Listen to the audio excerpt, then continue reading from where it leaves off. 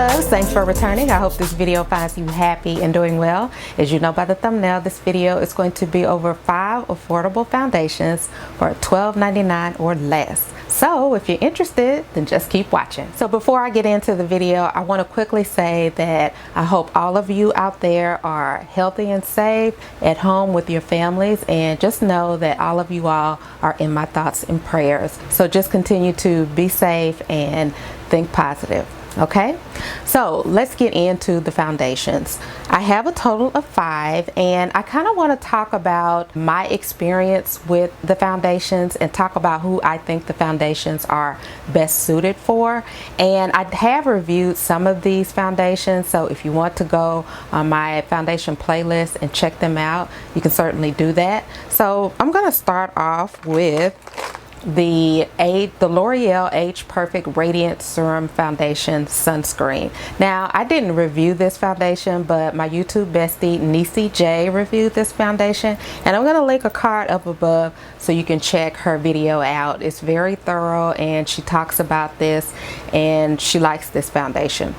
This foundation, I think, is best suited for mature skin. You get an SPF of 50. It comes in 30 shades. It will run you about $11.99. Now, if you do see prices higher than that, continue to look other places, because I've seen $11.99 all the way up to $15.99.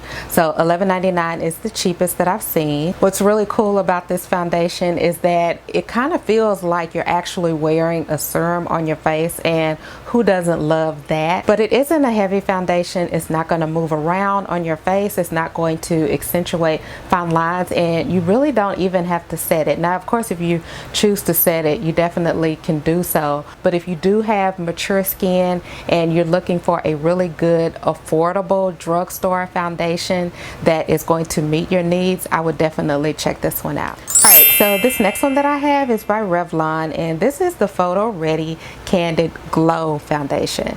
Now, this runs for $10.99, and it has a total of 16 shades. Now, this is going to be a lightweight foundation. You can build it, but not by much. It's a really good foundation for those no makeup type of days. So that's just something to keep in mind. If you do have dry skin, this would be a really good foundation. It is really pretty, and it's fragrance free, which I really love. I don't like to have any type of fragrance or anything like that in any of the foundations that I wear. I would recommend to really do a good skincare prep. Make sure that you exfoliate and your skin is well hydrated, because if it's not, even though it is a glowy foundation, it will pick up on dry patches and things like that. I found that out the hard way. I was using a chemical exfoliant, and I had a little dry patch on my nose that I hadn't, completely scrubbed away before I applied this foundation, and it did kind of cling to that. So just make sure that you're applying it to a very clean, very smooth exfoliated surface. So I would say, if you have dry skin, if you have mature skin, if you're not looking for just a lot of coverage, now that's not to say that this can't be built up. It definitely can't be built up to a full coverage, maybe a light medium.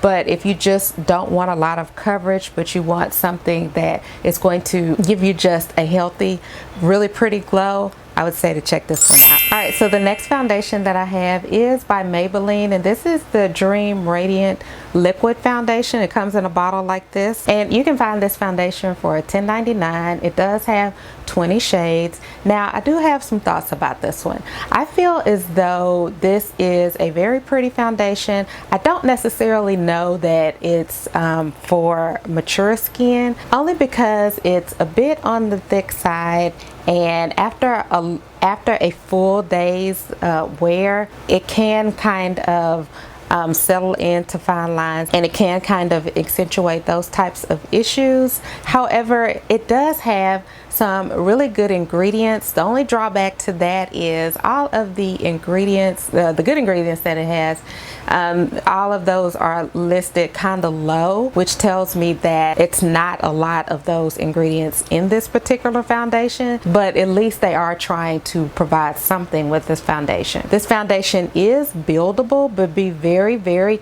careful because it can get cakey. I would recommend not using a powder with this foundation. If you have to use a powder, apply a thin layer and maybe use a full coverage powder, like if you want full coverage. So with all of that being said, I do think that it really is a pretty foundation that does not oxidize. I think that it's better suited for a younger skin type, just a person who doesn't have a lot of texture or fine lines, wrinkles, things like that. So yeah, this one is the Dream Radiant Liquid Foundations. And aren't these names long? They're just long. All right, so this next one is the CoverGirl Outlast Active Foundation, and you can find this one for $8.99, and it comes in 18 shades. And I would recommend this foundation for someone who works out a lot, or someone who maybe works out in the field. You know, you don't have an office job, but you have to go from office to office or places like that. You know, you're just not going to be in a controlled environment like an office. I would recommend this foundation.